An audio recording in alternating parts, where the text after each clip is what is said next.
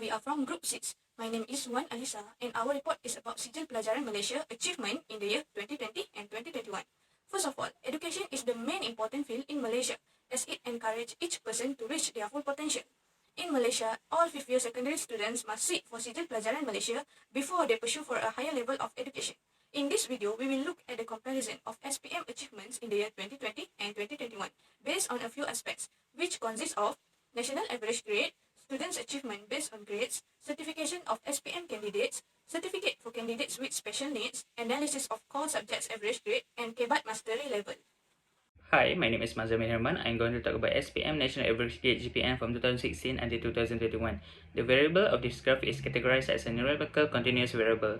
From the graph, the trend of SPM GPM from 2016 until 2020 was continuously showing a better performance as a decrease of GPM score throughout the years.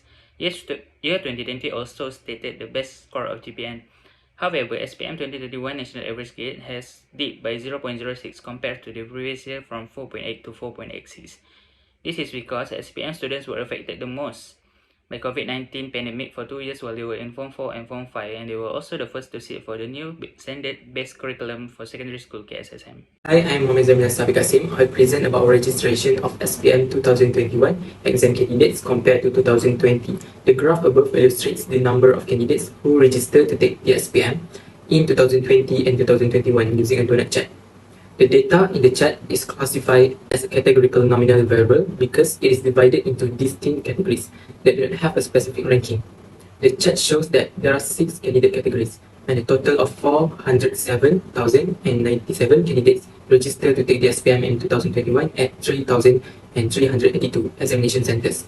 This number represents an increase of 5,992 candidates compared to the 401,105 candidates who took the SPM in 2020. Additionally, the number of candidates from certain categories such as Sekolah KPM, Sekolah Menengah Agama Rakyat, Sekolah Swasta and Persendirian was higher in 2021 than in 2020. Graph above shows the students' achievement based on grade combination. The data in this graph are categorical variable.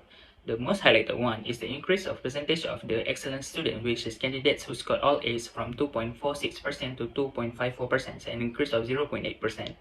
The graph also shows that the total percentage of the candidates passing all subjects, which is the total of all A's, at least C, and at least pass, has decreased from 55.29% compared to 61.43%, a difference of 6.14%. From the analysis, the candidates of 2021 excel more in getting straight A's in the exam. However, they are getting lower rate of students passing the subjects. Hello, my name is NURFARRISSA SHUHADA. As you can see, the graph shows the certification of SPM candidate from the year 2018-2021. Graph above classified as the numerical discrete variable.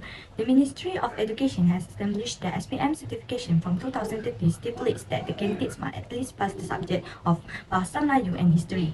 As you can see, the graph shows the increase from 2018-2020 and decreased slightly during the year 2021. The number of the candidate increased 0.33% during the year 2018-2019 and 1.96% during the year 2019-2020, while it decreased slightly 0.59% from 2020-2021. Thus, the SPM candidates that got their certification year 2020 is higher than 2020-21.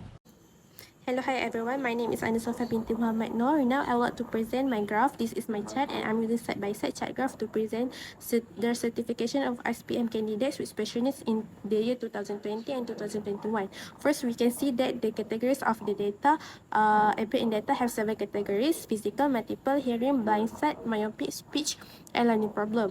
Before we go further, I want to present what is myopic. Myopic is short-sighted in every sense. The variables of the chart are categorized as categorical variable with nominal scale. From the data, we can see that the most problem is learning problem in both year 2020 and 2021. Next, the lowest is speech because we only have 6 students in 2020 and 5 students in 2021, so the total only have 11 students. To conclude, the number of students in 2020 is higher than 2021.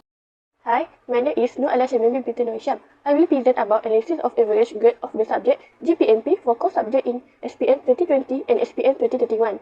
As you can see, from the bar chart, is the categorized as numerical continuous variable. From the bar chart, there are 5 core subjects. They are Bahasa Melayu, English, Islamic Study, Moral Education, History, Mathematics, and Science. From Bahasa Melayu, as much as 4.11 in 2020, while as much as 4.20 in 2020. The best performance in GPMP is the year 2031 because a decrease of GPMP is the best performance. English also belong to the year 2031. This is because the average is more than 2020, which is 4.23 compared to 5.28. However, for Islamic study anti-science in the bar chart for year 2021 started to increase.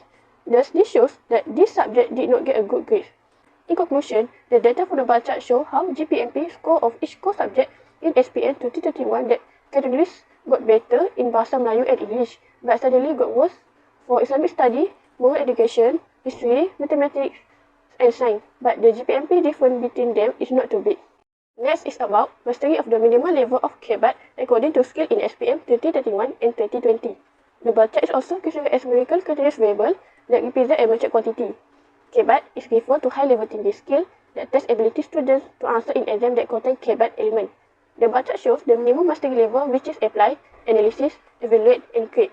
As you can see from the bar chart, the student in year 2020 are more ability to answer KBAT question compared to student in year 2031.